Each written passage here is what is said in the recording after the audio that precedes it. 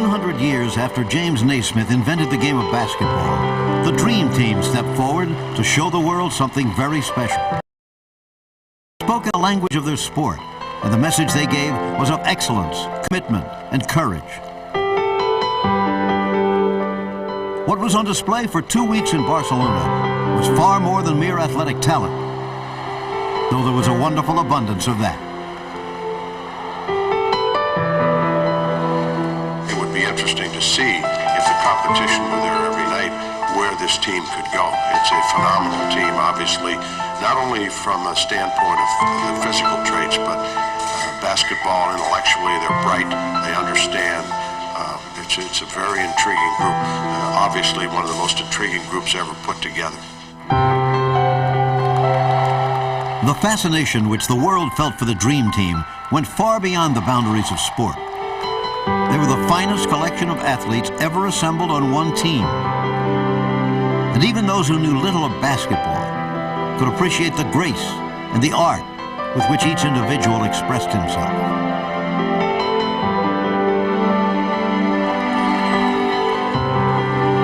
But that everyone, the players and coaches, a willing, eager, and even grateful opposition, as well as the watching world, sensed it and were touched by it. Above all else, the Dream Team represented team. A group of incredible individuals gave themselves over to a common goal. In so doing, they were not diminished, but enlarged, lifted to a level beyond their personal limits. This was not just America's team. They belonged to the world. We all aspire to individual excellence, yet we also know deep in our hearts that only as part of a group, a community, a nation, or an entire human race are we ever capable of discovering what's truly great in ourselves. Through the magic of basketball, for one shining moment in our too complicated lives, the Dream Team showed us that that is possible, that that is how life can be lived.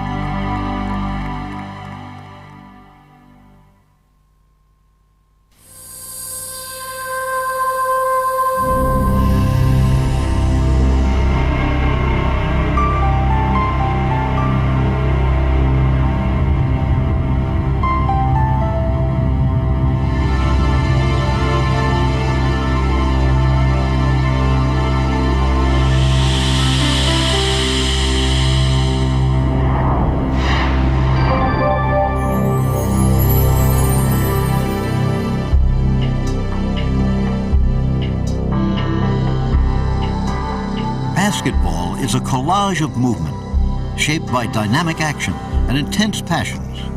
Played at its highest level, basketball becomes an inspired improvisational dance. Yet it's a simple game, available to everyone. The world has embraced basketball, of that there's no doubt. The reasons are both obvious and surprising. They connect basic physical instincts with some of the deepest, most profound parts of human nature.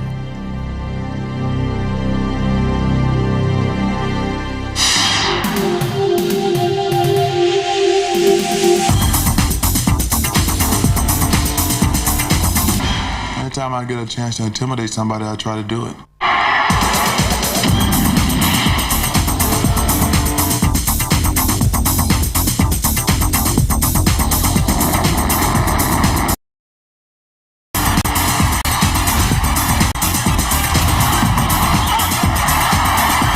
The game does have, I think, the reward of a swish.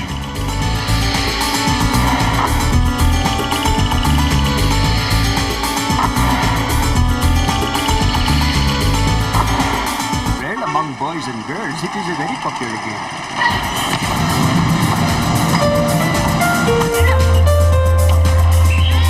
Put it in slow motion in your mind, you're going to see beauty in operation.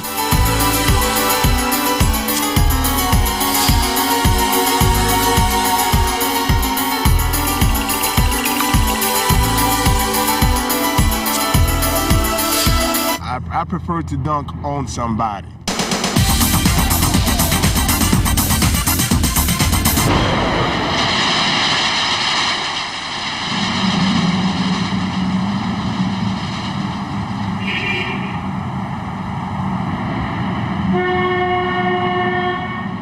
Basketball transcends barriers, racial, economics.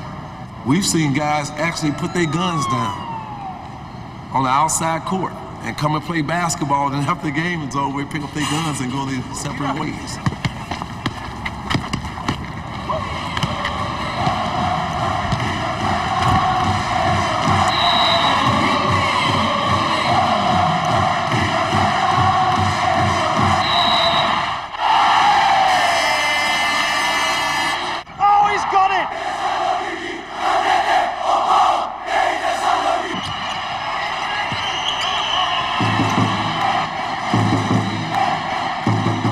Basketball is like life. It has everything about it. It has people competing for success. You need everything in basketball that you need in life to be successful. Skills, fundamentals, conditioning so that you can work harder and longer than your opponents.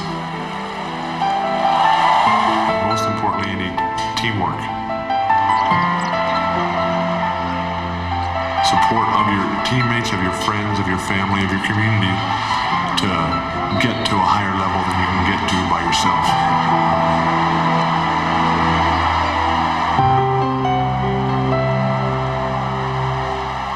The universal appeal of basketball owes much to the special circumstances that led James Naismith to think up the game in the first place.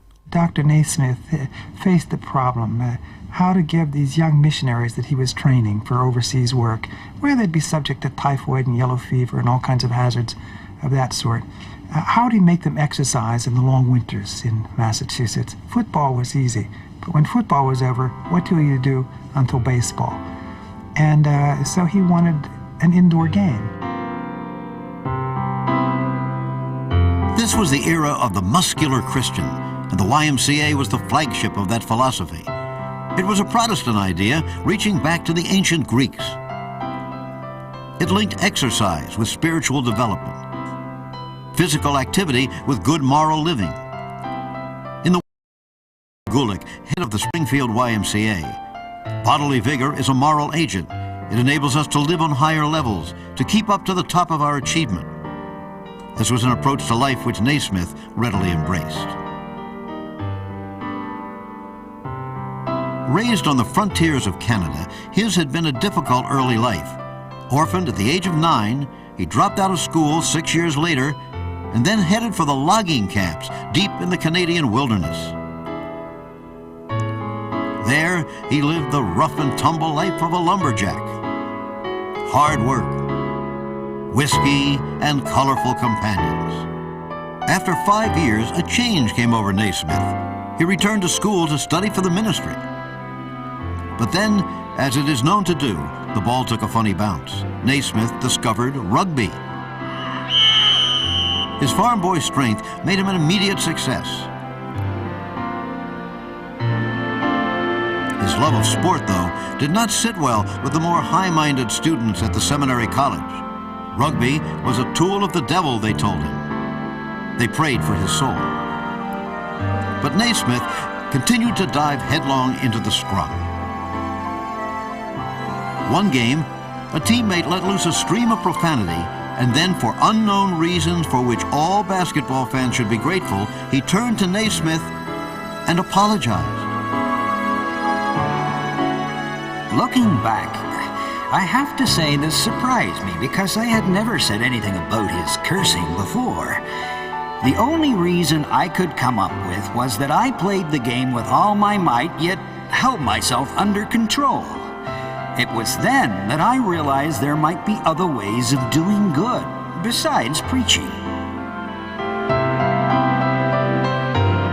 It was this thought that led James Naismith away from the ministry and through the doors of the Young Men's Christian Association in Springfield, Massachusetts in September 1890.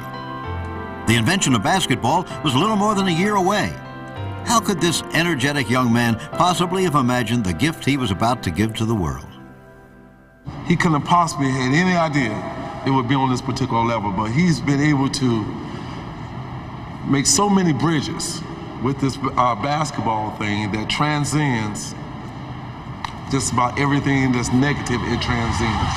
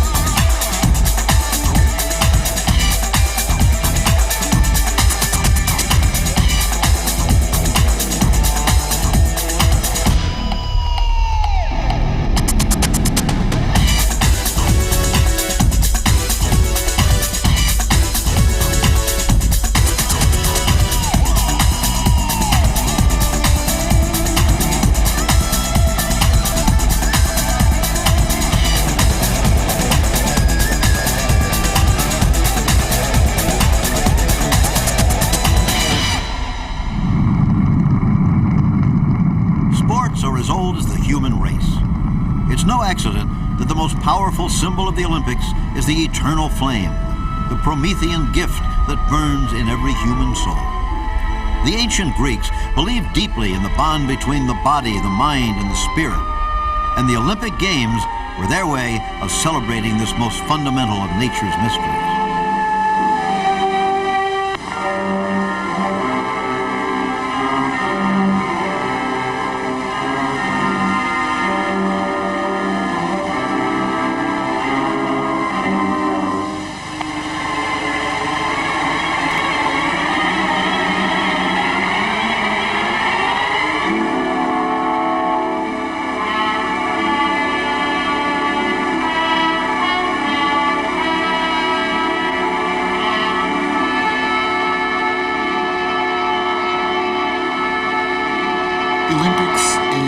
Unique, and it is the event where all of the emotions are stretched to the limit, and it's in that event where you achieve things that are bigger, better than ever been done before. Whilst I think the Olympic ideal is changing somewhat in these modern times, you still see examples where competitors will actually assist their opponents in achieving something better. And that is especially unique. Whereas that there is a common bond between Olympians of saying we are all trying and striving for doing something better than we've ever done before. And whether it's ourselves, our teammates or competitors, to achieve that, we will, if you like, rejoice in going beyond what we've done before. In the world, sports speaks a universal language because it is a struggle acted out physically with the body. You don't have to describe it in any one particular language. If you had ears to hear all the different languages in which an Olympic game were being broadcast, you'd hear a babble of tongues. But everybody around the world can understand the language of the game. It is a universal language. And at least one of the games invented by Americans, basketball, has provided that language for the entire world.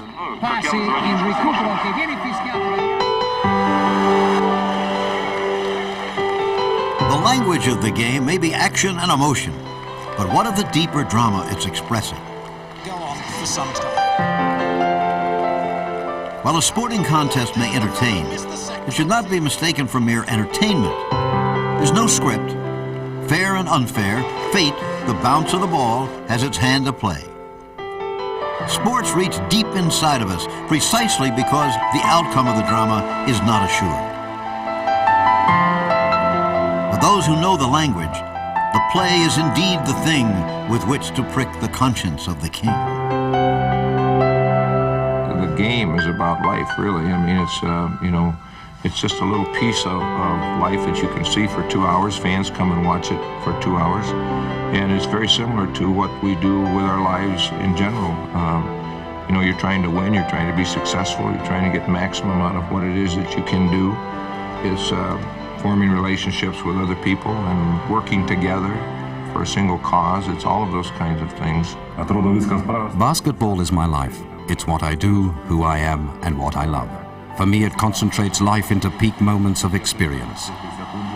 There's something about sports that grips a deep part of our life.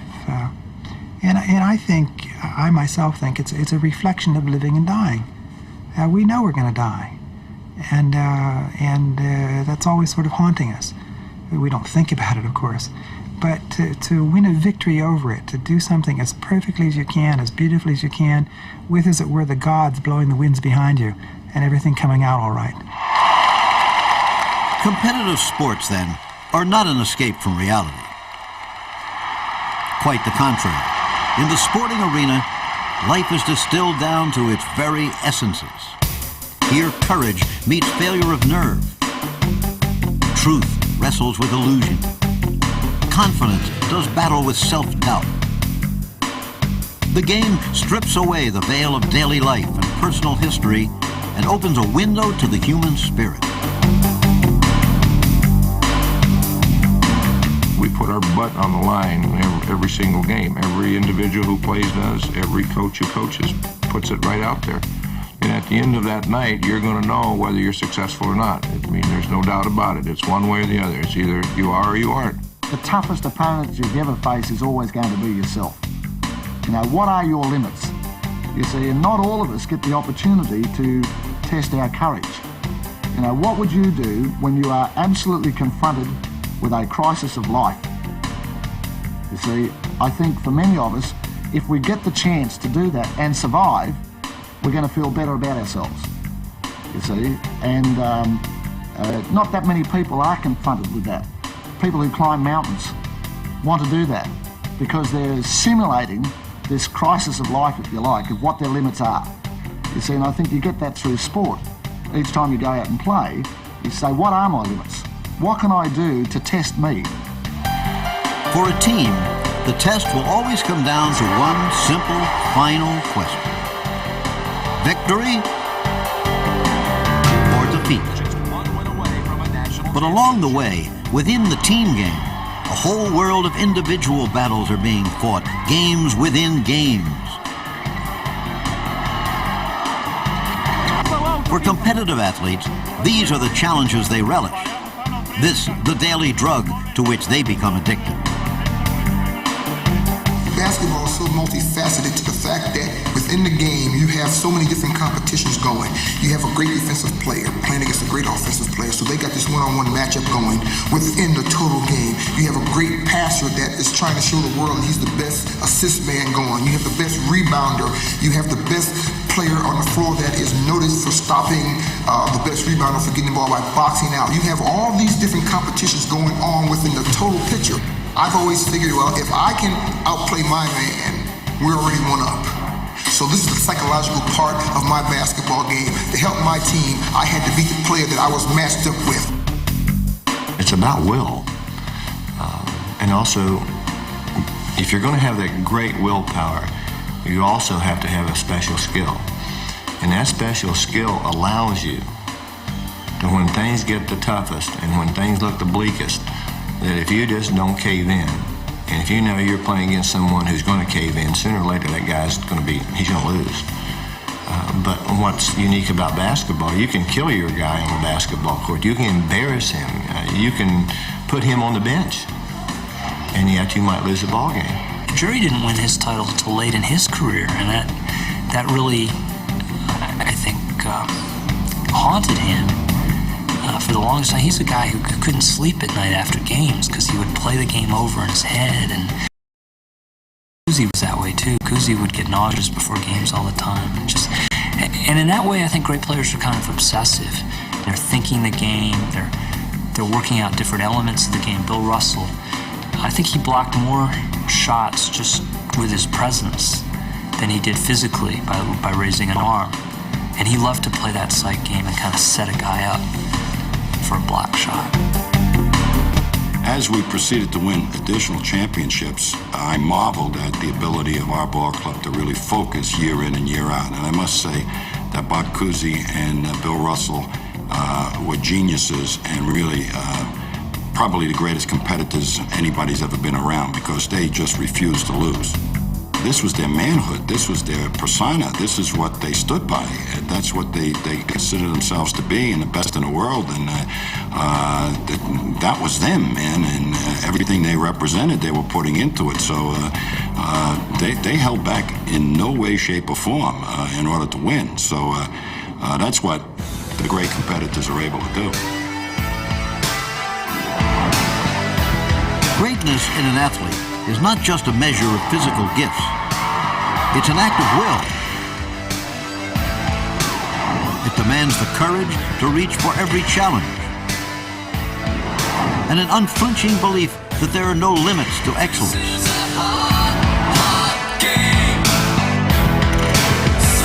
The great ones will go where the merely good fear to tread.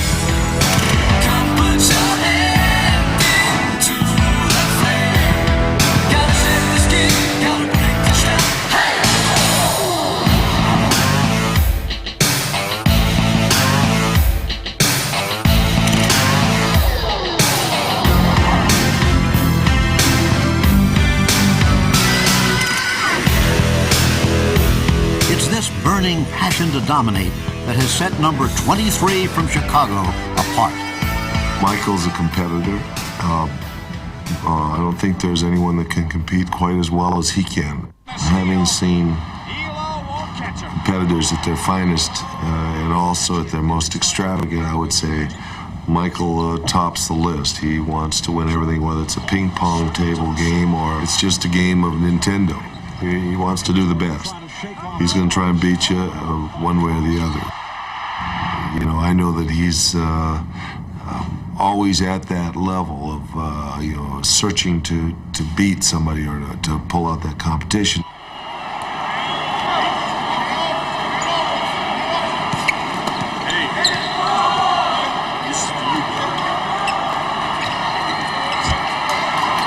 Competition's not what makes him the best. It's the fact that elevates his effort to a stage where he won't give in.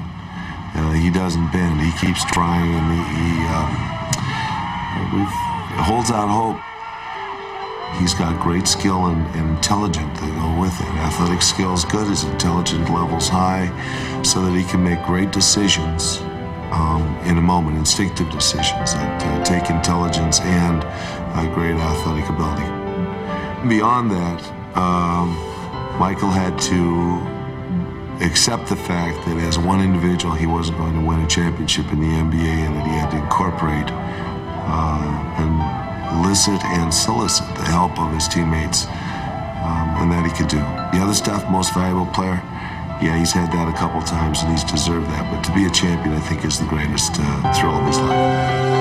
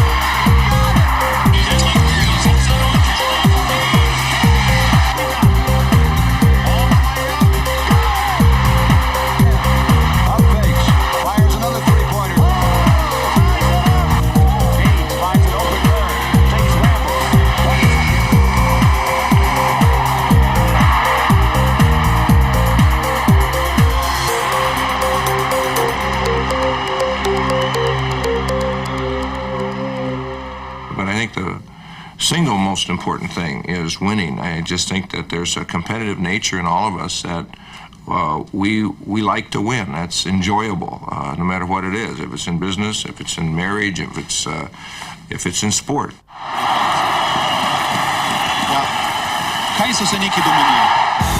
To win to defy the fates for a few transcendent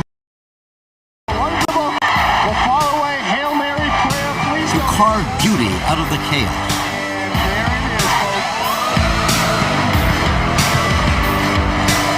The human spirit is meant to aspire to excellence, to harness all the resources at its disposal, to be all that it can be.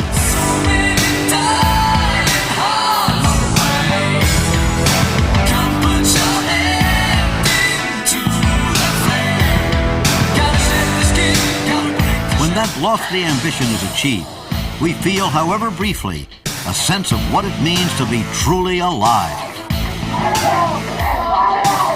To someone who's committed to winning, winning is the satisfaction that comes from achieving your goal.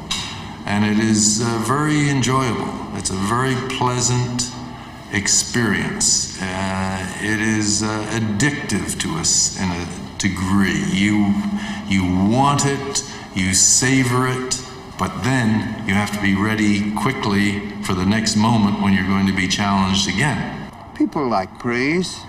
They like to be well thought of, and winning a national championship is the epitome as far as intercollegiate basketball is concerned. These coaches who say, oh, I was just happy to make the Final Four. That's all I wanted for. I say, hooey. They're not being truthful. They wanted that championship. It wasn't just to make the Final Four. Of course, you're happy to make the Final Four. You're happy to win your conference and get into it. You're happy to win a game. If you haven't won any games, you're very happy to win one. So all those things bring a certain satisfaction, but the greatest satisfaction is to get the whole ball of wax. It's just a 5-point game, but look at the result and look at the reaction. But for every victory, there must be a defeat. And no matter what anyone says, losing hurts. Real Madrid,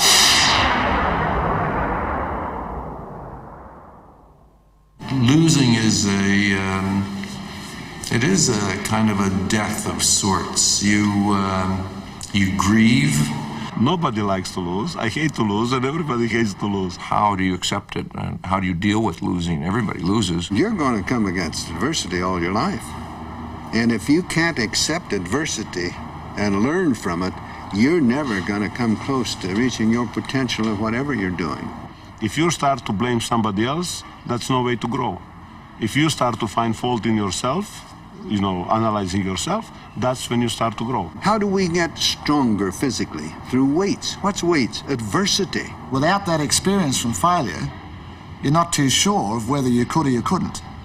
And you only achieve mediocrity. In teaching and coaching, teaching sports, there's two difficult things, very difficult things. One is winning too much, and the other is losing too much. Now, I'd much rather work with the winning too much than with the losing too much. But the easiest thing is always staying in the middle of the road.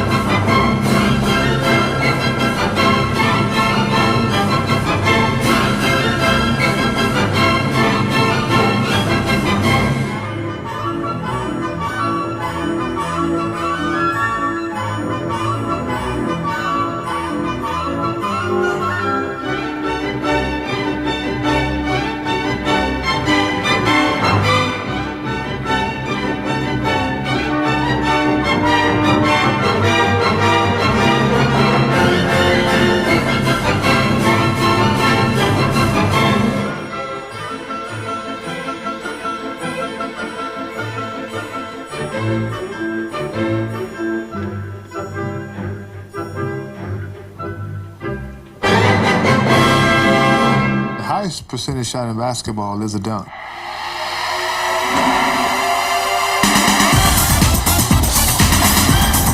Right when I get the basketball and I take that step or whatever and I start up, it's like no other feeling playing the game.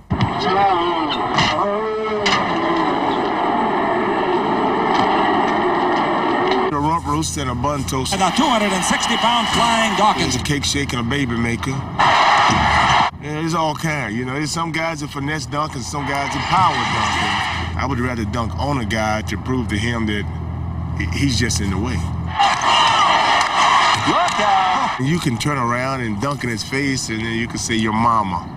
Clearly, basketball has evolved in ways which James Naismith never could have foreseen. Well, I'd say he performed a miracle in that he was able to devise rules which have withstood the test of time. And the common philosophy of the rules, that the game should be played athletically, that it should be played without violence, and that the rules should be simple.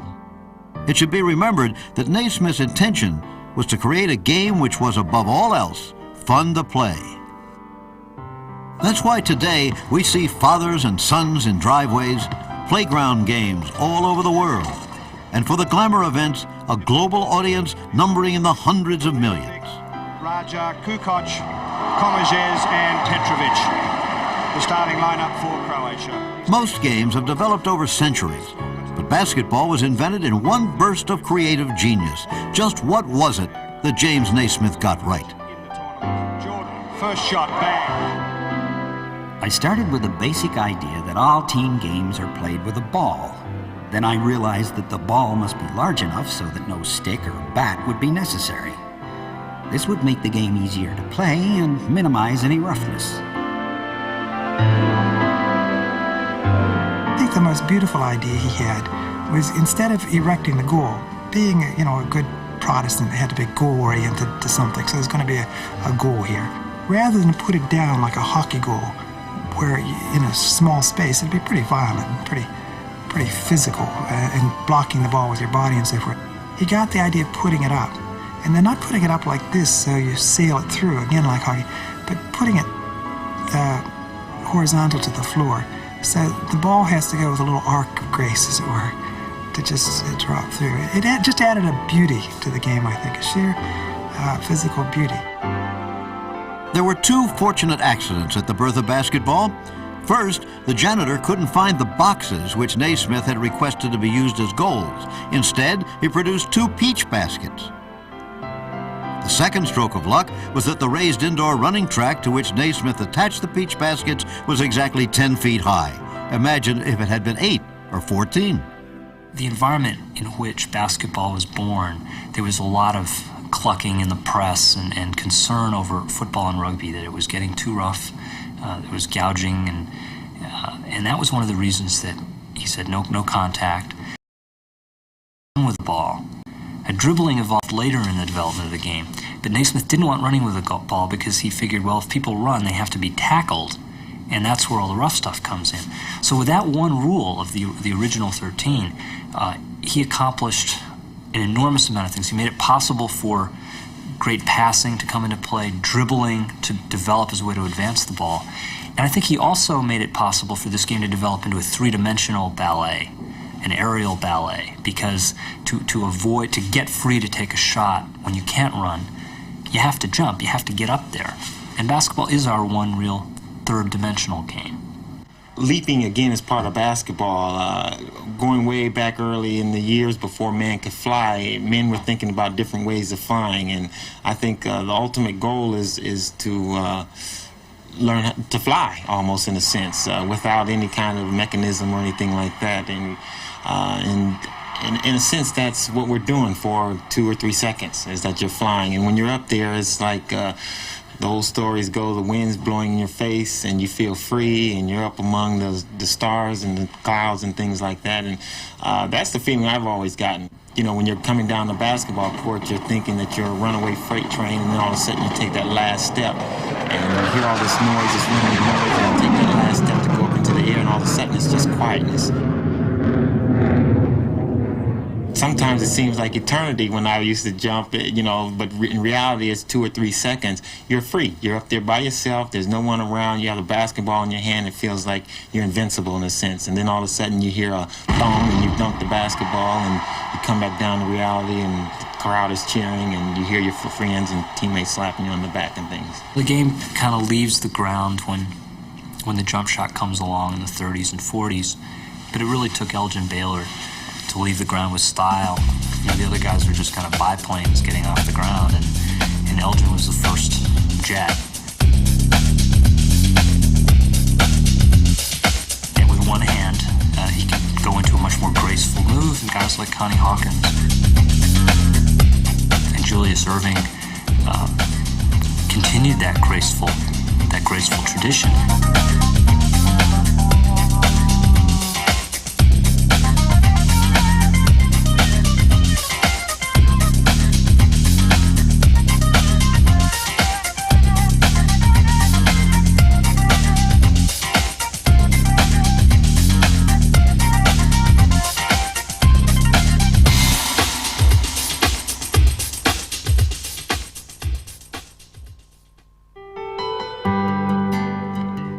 It springs from the soil of rural America.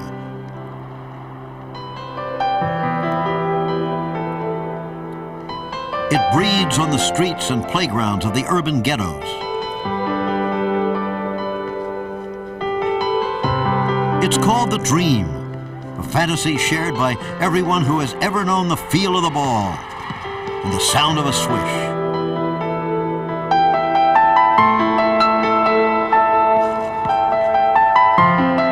It's as real in the streets of Harlem as it is in the piazzas of Rome. The dream reaches all around the world.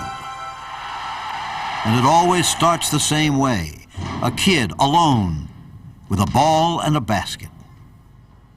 Basketball is one of those games that any kid, regardless of what size you are, regardless of what country you are, there's almost everything that you can do by yourself to make yourself a terrific player.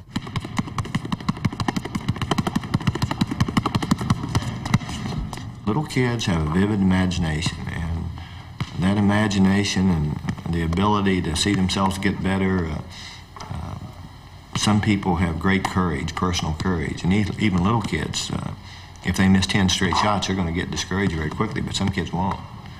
And I'd like to think I was one of those kids who didn't get discouraged when things didn't go right. And persistence pays off. Jerry West became a master of the most elusive and beguiling skill in the game of basketball, the jump shot. Since he retired, the game has evolved in many ways, but no one has taken the jump shot to a higher level.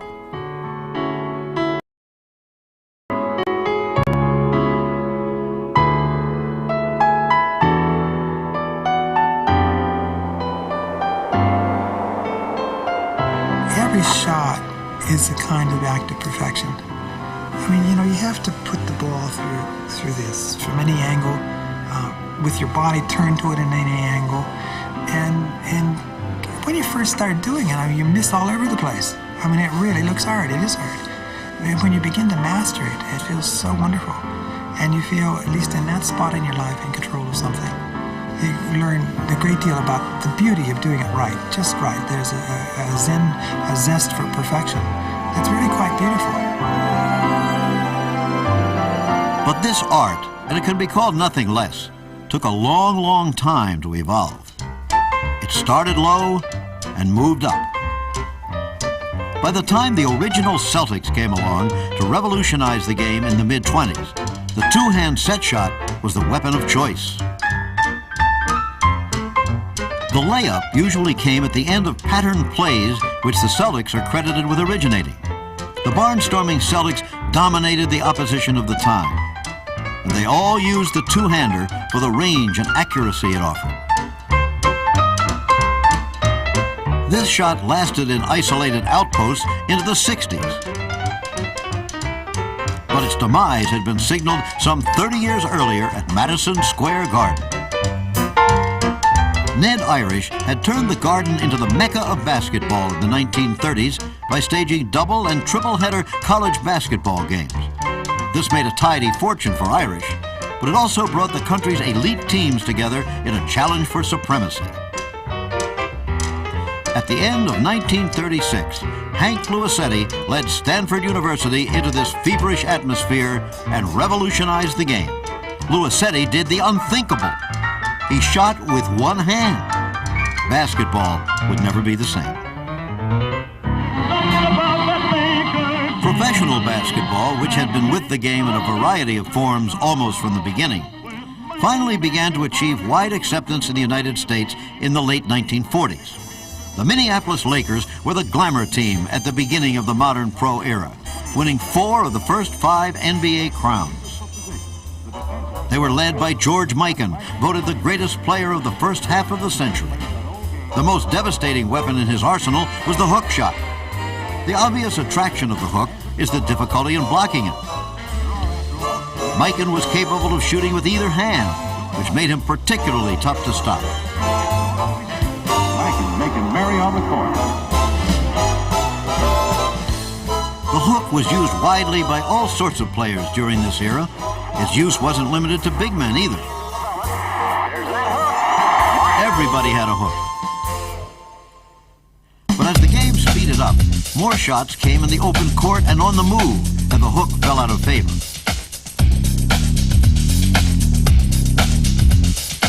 Until it was brought back with a vengeance, with what his coach, Pat Riley, would come to call the greatest weapon in sport.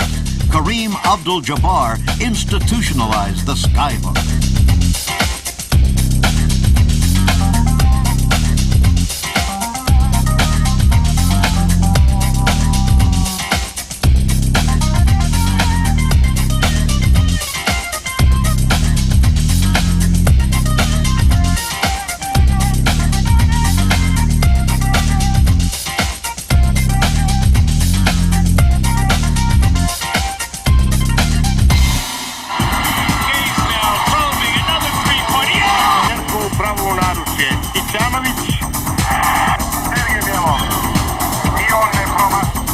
Wherever the game is played, the spiritual center of basketball will always be the jump shot. A child of the flamboyant ABA, the three-pointer has grown to become the ultimate expression of the shooter's art. They say shooting's just mechanical, a system of levers composed of muscles, bones, tendons, and flesh. Well, hardly. Everyone has a jumper, yet no two are the same. It's a skill of the individual, it is of the body. In your face, a statement that anyone can understand, lies at the heart of many a jump shot. Yet ultimately, it's physical poetry, a moment of sublime perfection, written in a hand that defies description. A wonderful mystery.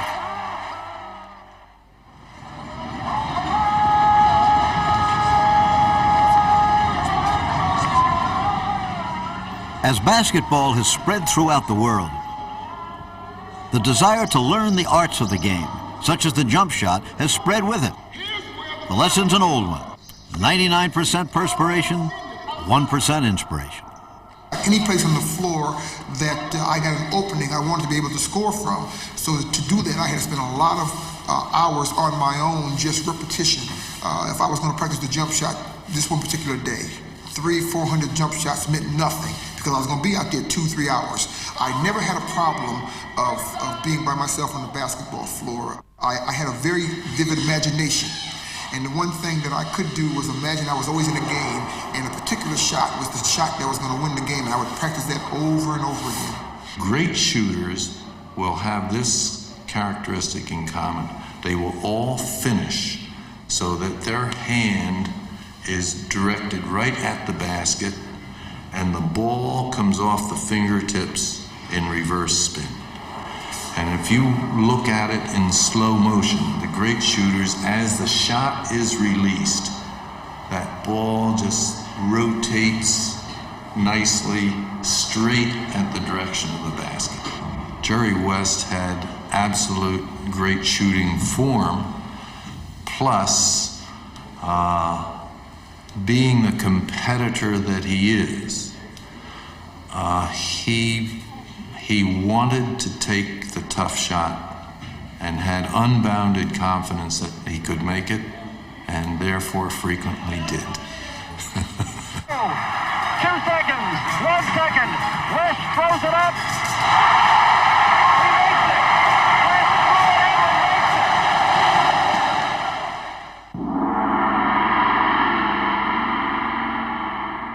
it. It is like dance and ballet.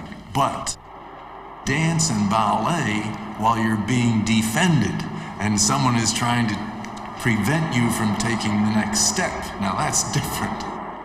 The one thing that I really pride myself on is being able to get inside a player's mind, so to say, and I think that's one of the most significant things that you can do. You want to be the man. I mean, you just want to beat them physically, mentally. Once I beat them mentally, I know I can beat them physically. It's incredible the influence that this player has on the game. Great defenders have such an impact on the game that it's every much as important as the great shooter who's knocking down his open shots.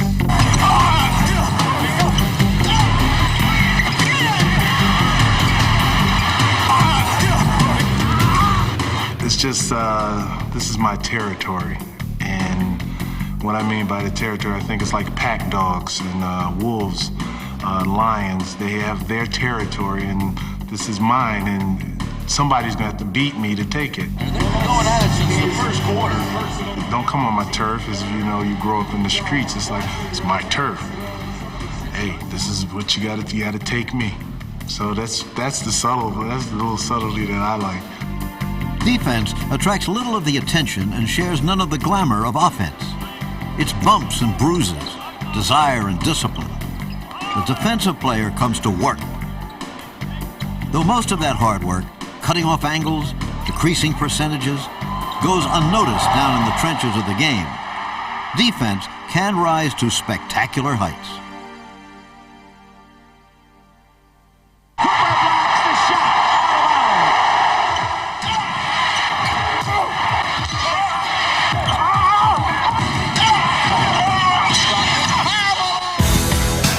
All these modern-day masters of rejection are the spiritual descendants of William Phelps. He introduced the block shot as a weapon of intimidation. A man of immense pride, Russell defended his basket with a ferocious intensity that approached an art form. This is a hard game. So many dying hearts away. Come put your hand into the flame. Gotta save this game, gotta break the shot. Hey! Walker's left side, they knock it away. Stark steals it. He's got it all. If the block shot is a tool of intimidation, then the steal is the great demoralizer. Kentucky with their hands full. Wildcats bring it down. Bobby Joe steals the ball. Here comes Hill. Hill in close. He scores. Its impact is as much psychological as it is statistical. There's no greater humiliation in basketball than to be stripped at midcourt for all the world to see. For the masters of basketball thievery, the art lies in subtlety. A lot of times when I steal the ball, it's premeditated. I've lulled a guy into doing something that he's been doing the entire game, so he feels comfortable doing it. But now at a crucial moment in the game where a turnover will mean something, then I come up and make the steal. The skill of the basketball player, especially today, is such that it's virtually impossible for one player to stop another one-on-one. The offensive player has too many skills. So if you don't have a concept of helping on defense, you can't get the job done defensively. So defense, in order for it to be successful, depends on team play. Offense in basketball is I, me. Defense is we, us. Don't let him duck in. Let's start defending. Let's go.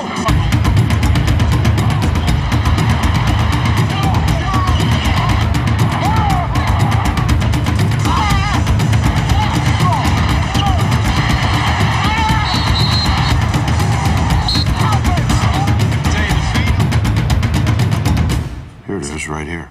This hand functions. It happens to have 5 fingers, which is the same amount of members of a team, 5 teammates. And if one of these fingers are down or injured, you can't tie your tie, you can't do many of the normal daily functions. So it's important that these all 5 fingers work together. The Detroit Pistons. No team in recent memory has better exemplified the sharing blue-collar ethic demanded of defense than these back-to-back NBA champions.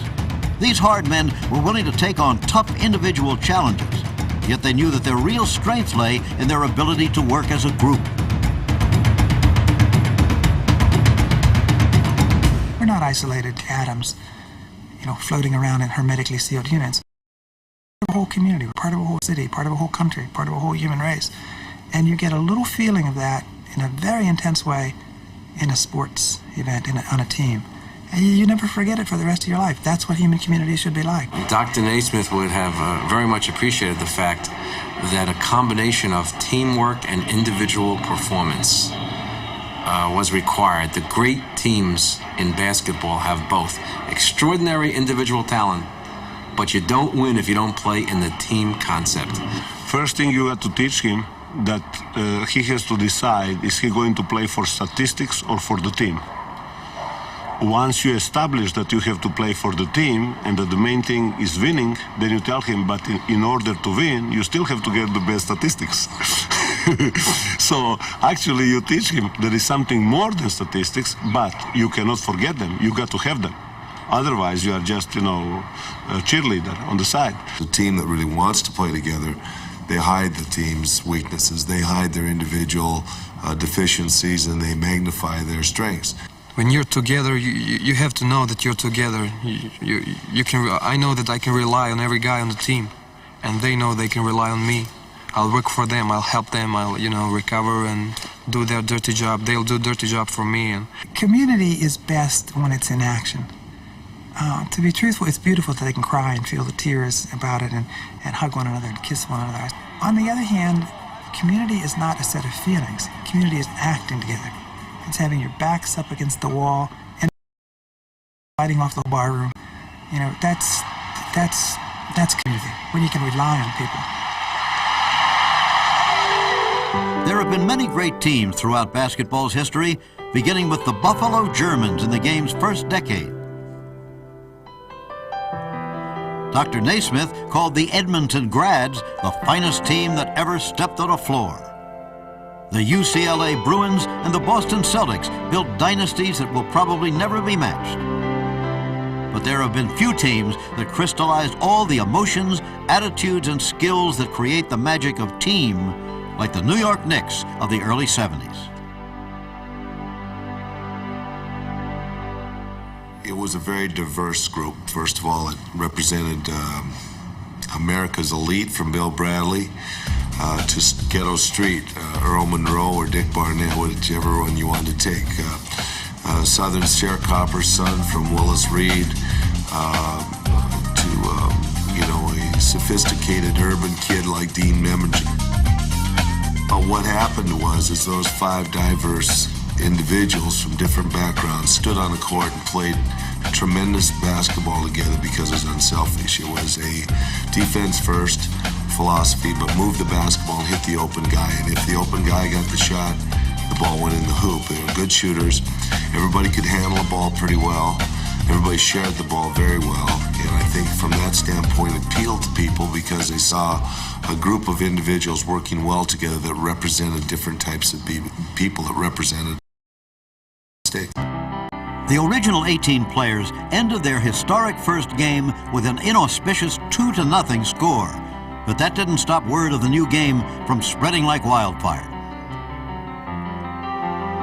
Within days, the Springfield Gymnasium was packed with curious onlookers eager to learn about Naismith's invention. The YMCA's far-flung empire did the rest. As training school graduates spread throughout the country, they took the new game with them. Thus it was that the YMCA League became part of the American landscape. Women were involved from the very beginning, though for the first 75 years, their game was designed to be less vigorous, in keeping with the period's patronizing attitude towards women's athletics. The horizons of the enthusiastic young missionaries from Springfield reached far beyond the borders of the United States, so along with their Bibles and Christian zeal, they brought Naismith's game to the world.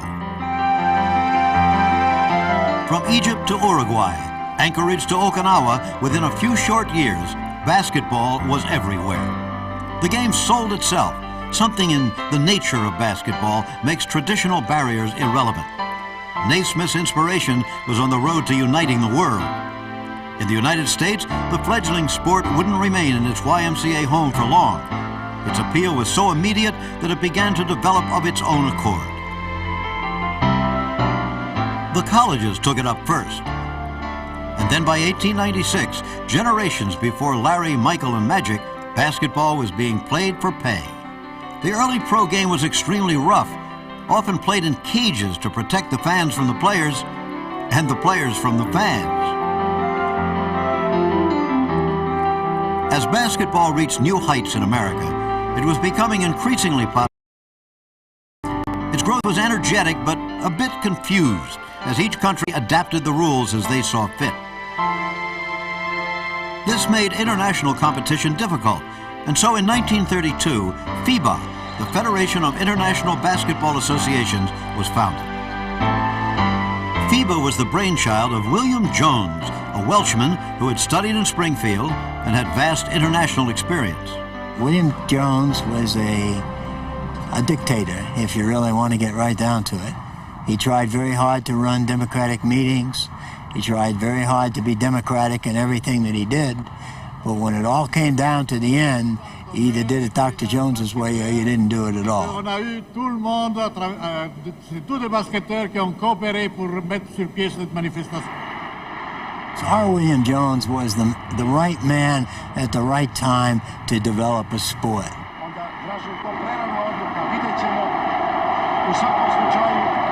The main goal for the FIBA was to introduce basketball on the Olympic program. And the FIBA was founded in 32, and in 36 already it was in Berlin on the Olympic Games.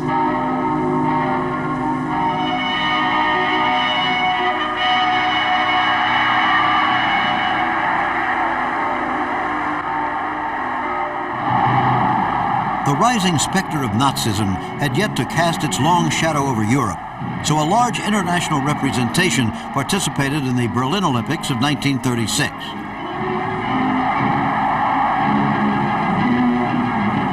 The worldwide popularity of basketball was highlighted by the fact that 23 teams took part.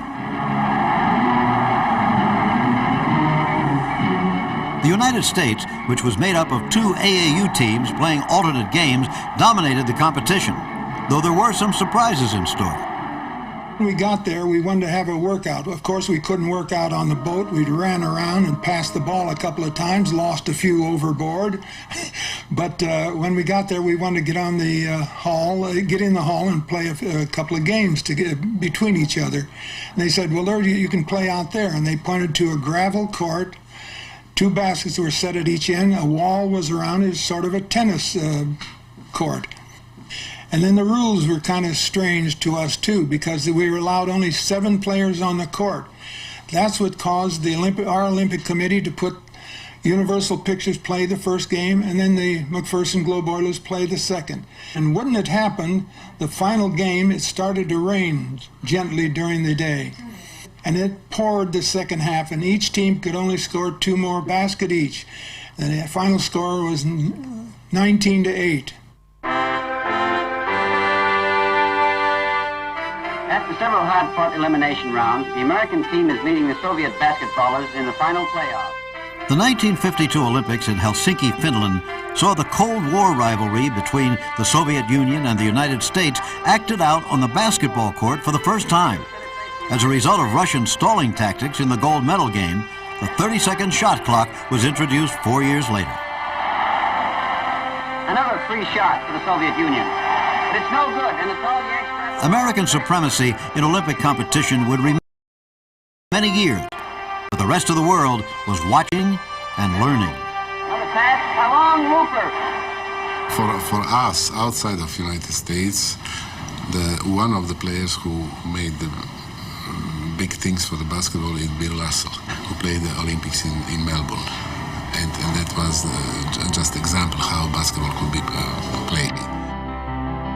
The talented young players who represented America on the world stage every 4 years not only extended the U.S.'s unbeaten Olympic record, but they established a standard of play for the rest of the world to aspire towards.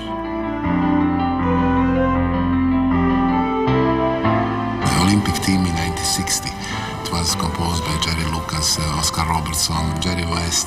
They became the best players in the NBA, and that was showing really to the rest of the world how basketball could be nice and how basketball could be well played. In 1968, Yugoslavia broke the Soviet Union's stranglehold on second place. Though the United States won the gold medal again, they had actually gone into this Olympics as underdogs. To a large degree, this was due to the strange way the U.S. picked its team at the time. The coach did not have a great deal of input in the selection, so that the committee would vote, and they would give you the players that they wanted. But you would have AAU players, you'd have Armed Forces players, you'd have some NCAA players, and you usually had an NAI. So you had 4 or 5 different factions. This caused a lot of political repercussions because some of the best college players would get left off. You know, John Havlicek wasn't good enough to make the team. Rick Barry wasn't good enough to make the team. Gail Goodrich wasn't good enough to make the team. Despite these circumstances, the United States had a deep well of talent to draw upon. When America's best amateur player, Lou Alcindor, chose not to participate, Spencer Haywood, an unknown 19-year-old from Detroit, stepped into the breach. America's winning streak stood at 55 games, but for coach Hank Iba, the sweet taste of victory would turn sour just 4 years later.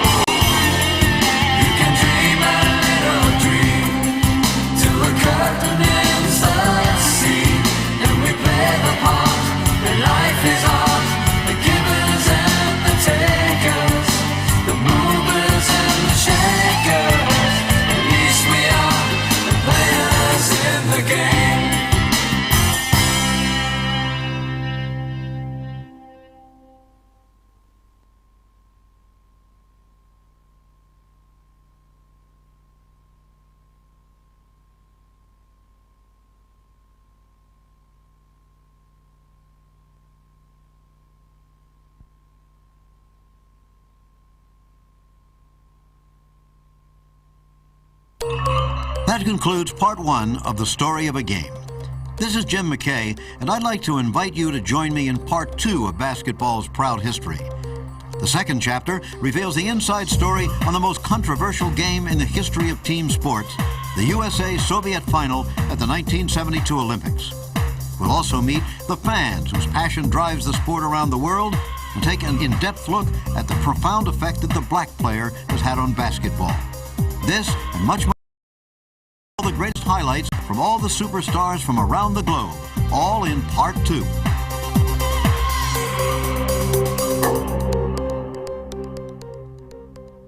FIBA's The Story of a Game was proudly presented by TNT Express Worldwide, a proud history of service excellence in your part of the world. Anything, anywhere, anytime. And Molten, the official basketball of FIBA, and the 1992 and 1996 Olympic Games.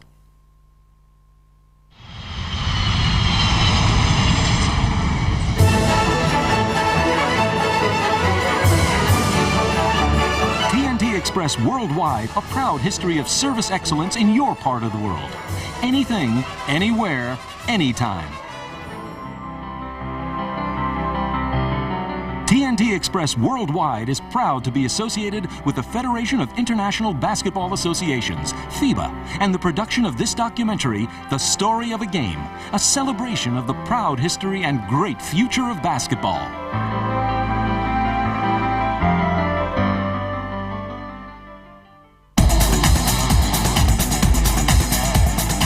Molten Basketballs, exclusive official game ball through 1998 for FIBA-sponsored events, including the World Championships and the Atlanta Olympics. Molten is the world's largest athletic ball manufacturer. Molten is thriving with its global manufacturing network. Molten, the official ball of FIBA and the 1992 and 1996 Olympic Games.